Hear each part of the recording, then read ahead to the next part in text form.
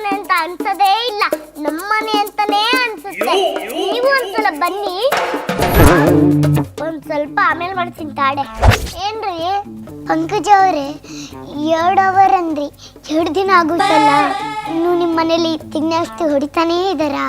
ಅಯ್ಯೋ ಹೇಳದೇ ಮರ್ತಾ ಇತ್ತು, ಮನೆಯವ್ರು ಬಂದಿದ್ರು, ಮೆಟ್ಲು ಬಾಗ್ಲು ಬಿಡಕ್ ಬಿಟ್ಟಿದೆ, ಸರಿ ಮಾಡಿಸ್ಕೊಡಿ ಅಂತ ಹೇಳೋಗಿದ್ದಾರೆ.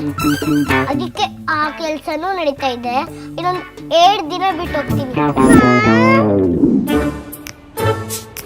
ಚಿನ್ನ, ಇವಾಗ ಏನಾಯ್ತು ಗೊತ್ತಾ, ನಾನು ಆಫೀಸ್ಗೆ ಹೋಗ್ಬೇಕಾರೆ ಆ ತರಕಾರಿ ಅಂಗಡಿ ಅವನಿದಾನಲ್ಲ, ಅವ್ನು ಫುಟ್ಬಾತಲ್ಲಿ ದಬಾಕೊಂಡು ICUಗೆ ಅಡ್ಮಿಟ್ ಆಗ್ಬಿಟ್ಟಿದ್ದಾನೆ ಕಣೆ.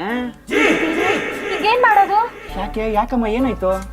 ನಿನ್ನೆ ತರಕಾರಿ ತಗೊಂಡಾಗ ಅವ್ನು 5 ರೂಪಾಯಿ ಚೇಂಜ್ ಕೊಡ್ಬೇಕಿತ್ತು, ನಾಳೆ ಕೊಡ್ತೀನಿ ಅಂದ. ಈಗ ನಾಳೆ ಅವನೇ ಇರಲ್ಲ ಅಂದ್ರೆ ಯಾರನ್ನ ಕೇಳಲಿ?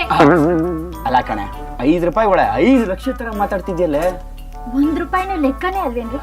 ಒಲವೇ ಜೀವನ ಲೆಕ್ಕಾಚಾರ. ಅಯ್ಯೋ ನನ್ನ ಲೆಕ್ಕಾಚಾರ ಅದೇಂಟಿ. ನೀವಿಬ್ರು ಎಲ್ಲಿದ್ದೀರಾ?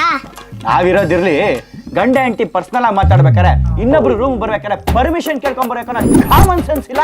ಒಳ್ಳೆ ಹೆಣ್ಣ ಬೋಲಿಂಗ್ ನಿಂತಾಗ ನುಗ್ತಿರಲ್ರಿ, ಹೋಗ್ರಿ ಆಚೆ. Get out.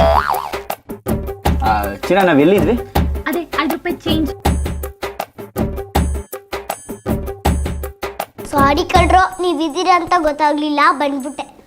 ಅಯ್ಯೋ ಅತ್ತೆ, ನೀವೇನ್ ಬೇರೆಯವರ? ನಮ್ಮನೆಯವರೇ ತಾನೇ. ಅದೇ ಮತ್ತೆ ನಮ್ ರೂಮ್ ಬರೋದಕ್ಕೆ ಪರ್ಮಿಷನ್ ಕೇಳ್ಬೇಕೇನಮ್ಮ?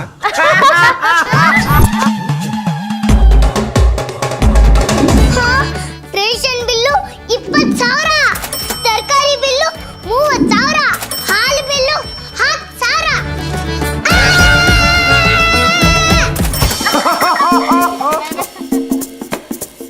ಪಂಕಜ ಅವ್ರೆ, 2 ದಿನ ಅಂದ್ರಿ, 20 ದಿನಾನೇ ಆಗೋಯ್ತಲ್ಲ.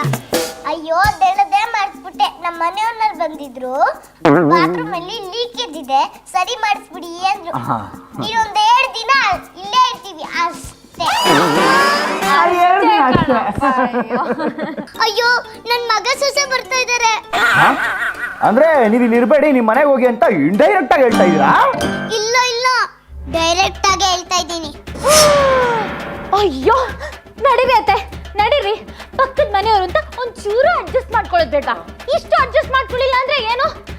ನೋಡಿ, ನಾವ್ ನಮ್ಮ ಮನೆಗೆ ಬರೀ ಖಾಲಿ ಕೈಯಲ್ಲಿ ಹೋಗ್ತಾ ಇದೀವಿ, ಏನು ಎತ್ಕೊಂಡು ಹೋಗ್ತಾ ಇಲ್ಲ. ನೋಡಿ ನೋಡಿ ನೋಡಿ, ನೀವು ಮೇಲಿಗೆ ಬರೀ ಖಾಲಿ ಕೈಯಲ್ಲೇ ಹೋಗೋದು, ಏನು ಎತ್ಕೊಂಡು ಹೋಗಲ್ಲ. ನಡೀರಿ ಅತ್ತೆ, ನಡೀರಿ, ಹೋಗೋಣ. ಬನ್ನಿ ಅತ್ತೆ. ಆ ತಲ್ಗಿ ಅಪ್ಪ ಹೋದ್ರು.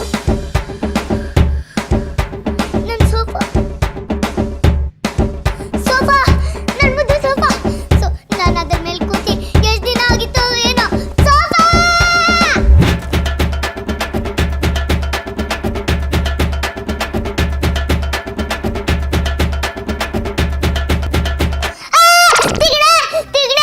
ಏನು ತಗೊಂಡೋಗಲ್ಲ ಅಂದ್ಬಿಟ್ಟು ನಮ್ಮನೇಲಿ ತಿಗ್ನೆ ಬಿಟ್ಟು ಹೋಗ್ಬಿಟ್ರಲ್ಲಪ್ಪ.